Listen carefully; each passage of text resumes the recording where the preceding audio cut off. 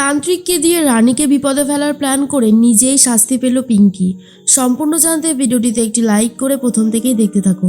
গল্পের শুরুতেই দেখা যায় রানীর মেয়ে তো নিশ্চিন্তে রয়েছে, আর কোনো কান্নাকাটি করছে না। তখনই রানী এসে বলে, বাহ, এখন বাবাও শান্ত আর বাবার মেয়েও শান্ত রয়েছে, এর থেকে ভালো কি আর হতে পারে। আর যখনই দুজন মিলে রাগ করে এই বাড়ি পুরো মাথায় করে দেয়। একজন তো সমস্ত জিনিসপত্র ভাঙচুর করে, আরেকজন তো এই বয়সেই এমন কান্নাকাটি করে যে সবার মাথায় রীতিমতো গরম হয়ে যায়। কি আমি ঠিক বললাম তো? দুর্জয় তখন বলে, বাবা, তুমি তো দেখছি মেয়ে আর মেয়ের বাবাকে ভালো মতন চিনে গেছো। রানী তখন বলে, হ্যাঁ, চিনতে তো হবেই, না চিনে কি উপায় আছে। দুর্জয় বলে, এই সবের মধ্যে পড়ে আমাদের রোম্যান্সটা কিন্তু একদম নষ্ট হয়ে গেছে। বলো, এই আমাদের মেয়ে যদি রাতের বেলায় কান্নাকাটি করে তাহলে আমাদের রোম্যান্সের কি হবে গো? রানী বলে, আরে বাবা, এসব কথা এখন মাথায় আসছে, ভুলে গেলে চলবে না। এখন কিন্তু আমরা দুজনাই বাবা মা হয়ে গেছি। দুর্জয় তখন বলে, তাতে কি হয়েছে, বাবা মা তো সবাই হয়।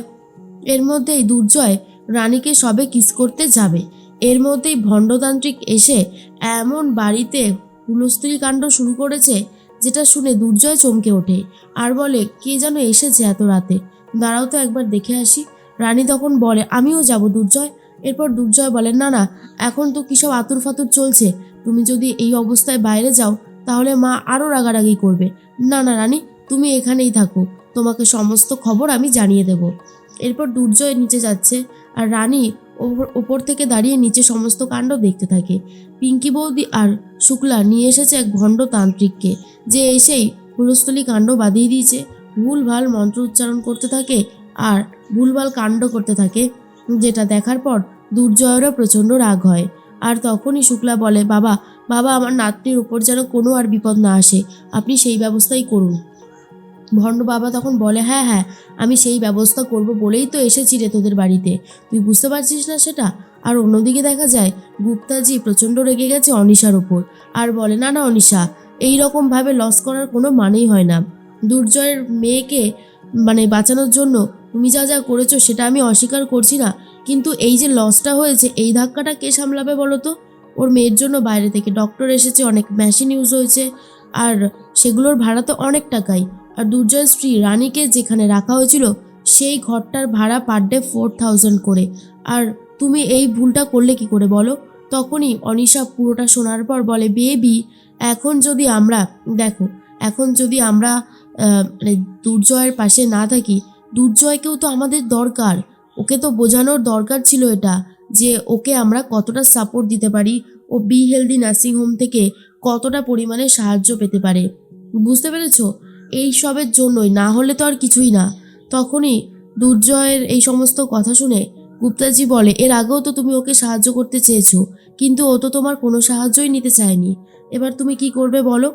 অনিশা তখন বলে, দেখো বেবি, সব সময় এমন রাগ করলে হয় না, বিজনেস করতে গেলে মাঝে মধ্যে একটু লস করতে হয়, শুধুমাত্র লাভের আশার কথা ভেবে, বুঝতে পেরেছো? তখনই গুপ্তাজি বলে, জানি না তুমি এরপর কি করে ধাক্কাটা সামলাবে। অনিশা বলে, ওকে আমরা আবার অফার করব। আর তখনের সিচুয়েশানটা অনেক বেশি আলাদা ছিল, তাই ও রিজেক্ট করতে পেরেছিল। আর এখনের সিচুয়েশানটা সম্পূর্ণ আলাদা, এখন তো ওর ওই বাড়ির চেম্বারটাও আর করছে না, যেহেতু বাড়ির চেম্বারটা নেই, উপরন্তু একটা মেয়ে হয়েছে, তার অনেক খরচা, 16 লাখ টাকা লোভ, এত কিছু আর দুর্জয় ছেড়ে দিতে পারবে না। তুমি দেখো, একটা না একটা উপায় ঠিক বেরোবেই। অনিশার কথা শুনে গুপ্তাজি বলে, কিন্তু আমার তো মনে হয় অন্য কথা, যে তুমি এখনো দুর্জয়কে ভালোবাসো, সেই জন্যই দুর্জয়ের জন্য এত কিছু করছো। মনে মনে অনিশা বলে, একদম ঠিক বুঝেছো বেবি। এরপরই দুর্জয়ের প্রতি ভালোবাসার কথা বললেই অনিশা বলে, বেবি, এটা কিন্তু আমি তোমার থেকে আশা করিনি, তুমি শেষ পর্যন্ত আমাকে এই সমস্ত কথা বলতে পারলে, এটা কিন্তু তুমি অনেক বড় ভুল করলে। আর গুপ্তাজি তখন বলে, আমি জানি না, তবে দেখো আর যেন লসটা না হয়। এর মধ্যে রানী ওপর থেকে ওই ভণ্ডতান্ত্রিককে সমস্ত কারসাজি দেখতে থাকে আর বলে, সত্যি মা আর এই পিঙ্কি বৌদি এসবে পুরো সিদ্ধ হস্ত, কি দরকার এসব করার, এগুলো যে পুরো ফাও কথা, এগুলো যে পুরো মিথ্যে, এগুলো ভণ্ড, এগুলো বোঝে না নাকি? এর মধ্যেই ভণ্ডতান্ত্রিককে দেখে দুর্জয় বলে, মা এসব কি হচ্ছে? তখনই শুক্লা বলে, দেখ, আমার নাতনির ওপর থেকে যত যা ফাড়া আছে সব কিছু দূর হয়ে যাবে, তোরা এসব বুঝবি না, বুঝতে পারলি? আমার কথাটা শোন, এখন কোনো কথা বলিস না। ওই মহারানী কি করছে রে?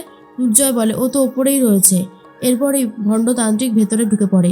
আর বিপাশা তখন বলে, এ কি এত রাতে উনি কে? শুক্লা? শুক্লা তখন বলে, উনি হলো আমাদের তান্ত্রিক বাবা। উনি খুব সিদ্ধহস্ত দিদিভাই, যা বলে যা করে সব মানুষের ভালোর জন্য। বিপাশা বলে, কিন্তু তুমি ওনাকে এখন ডেকে নিয়ে এসেছো কেন? শুক্লা বলে, কারণ উনি আমার নাতনির ওপর থেকে সমস্ত বিপদ সরিয়ে দেবে। আমার নাতনির ওপরে আর কোনো ফাড়া থাকবে না। তখনই বিপাশা বলে, তুমি না সত্যি পারোও বটে, এসব যে কেন করো বুঝি না। তখনই দেখা যায় যে পিঙ্কি বৌদি বলে, কেন মা? বাচ্চাটার ভালো হোক, বাচ্চাটার সমস্ত বিপদ থেকে মুক্তি পাক, এটা তো আমরা সবাই চাই। তার জন্য তো কিছু নিয়মকানুনও থাকে। বাইরের হাওয়া বাতাস কার এমনি এমনি খারাপ হয়? ওই সব হয় বলেই তো মানে এইসব করা হচ্ছে। তখনই রানী বলে, সত্যি কি যে হচ্ছে বাড়িতে। এরপর বাচ্চাটাকে নিয়ে আসার জন্য অনুরোধ করা হয় আর বাচ্চার মাকে। তখনই বিনুপুনু বলে, এসব কি হচ্ছে? তখন শুক্লা বলে, তোমাদেরকে ভাবতে হবে না, যাও গিয়ে রানীকে ডেকে নিয়ে এসো। এরপর চলে গেছে। রানী তখন বলে, অসম্ভব, আমি যেতে পারবো না। এরপর পিঙ্কি বৌদি এসে বলে, কেন যেতে পারবে না কেন? তখনই রানী বলে, উনি একজন ভণ্ড, আর উনি কি বলবে আমি আমার মেয়েকে কিভাবে রাখবো সেটা তো আমার ওপর নির্ভর করছে। পিঙ্কি বলে, দেখো রানী, তুমি কিন্তু একটু বেশি বাড়াবাড়ি করছো। রানী তখন বলে, না পিঙ্কি বৌদি, বরং তোমার বোঝা উচিত, তুমি আজকালকার দিনের মেয়ে, যে এসবে কোনো কাজ হয় না, এগুলো ভণ্ড ছাড়া আর কিছুই না। শুক্লা এসে বলে, খুব বুঝে গেছো তাই না, নিচে এসো। রানী তখন বলে, মা তুমি কি বলো তো, এমনিতেই আমাদেরকেই ধরতে দিচ্ছ না পুচকুকে। আর কে এই লোকটা, কোথা থেকে এসেছে কিচ্ছু জানি না, তার পোশাক আশাকে যদি কোনো জীবাণু লেগে থাকে তখন কি হবে ভাবো তো। তখন শুক্লা বলে, ছি ছি ছি ছি, এসব কথা শোনাও পাপ। শোনো, তুমি এসব বলবে না কিন্তু, তোমাকে আমি আগেও বলেছি, এখনও বলছি, মুখ সামলে কথা বলো।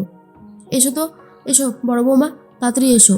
এরপরেই সেই লোকটা আবারও ভুলভাল মন্ত্র উচ্চারণ করছে আর বলে, কোথায় মেয়ের মা কোথায়? এরপরেই তখনই রানীকে না দেখেই সে ভণ্ডতান্ত্রিক বলতে থাকে, এই মেয়ে যেন ৬২ দিন ঘর থেকে না বেরোয়। আসলে পিঙ্কি বৌদি এটা একটা চাল দিয়েছে, যাতে রানীর পরীক্ষাটাও না দিতে পারে আর বাচ্চার কাছেই সবসময় থাকতে পারে। আর তখনই রানী এসে বলে, কেন ৬২ দিন আমি কেন বাড়ি থেকে বেরোবো না? আমি বেরোবো, কি করবেন আপনি? কিচ্ছু করতে পারবেন না। আর তখনই ভণ্ডতান্ত্রিক বলে, যেই মেয়ে মুখে মুখে তর্ক করে তার মেয়ের অবস্থা কি হবে? এরপর শুক্লা বলে, ছোট বৌমা তোমাকে কিন্তু আমি চুপ করতে বলেছি। কিন্তু রানী তখন বলে, না মা, আমি কোনোভাবেই চুপ করব না। আর এই যে বাবা, ভণ্ড বাবা, আপনি কি যেন বলছিলেন ৬২ দিন আমাকে বেরোতে দেবে না? গ্রহ নক্ষত্র খারাপ, সব কিছু খারাপ, তা কি করে বুঝলেন আপনি সেটা বলুন। এরপরই ভণ্ডতান্ত্রিক বুঝতে পারে ক্রমশই সে ধরা পড়ে যাচ্ছে। পিঙ্কি বৌদি মনে মনে বলে, উফ, এই ভণ্ডতান্ত্রিক দেখছে আমাকেও ডুবিয়ে ছাড়বে, কি বলবো এখন। আর ভণ্ডতান্ত্রিককে রানী প্রেশার দিতে থাকে, কে বলেছে এসব করতে, বলুন, এখানে এসে কে কে বলেছিল? আর তখন ভণ্ডতান্ত্রিকের চোখ মুখ শুকিয়ে যাচ্ছে। এটা দেখে রানী বুঝতে পারে এসব কার প্ল্যান হতে পারে, পিঙ্কি বৌদির ছাড়া অন্য কারোর প্ল্যান যে হতে পারে না, সেটা রানী বুঝে গেছিল।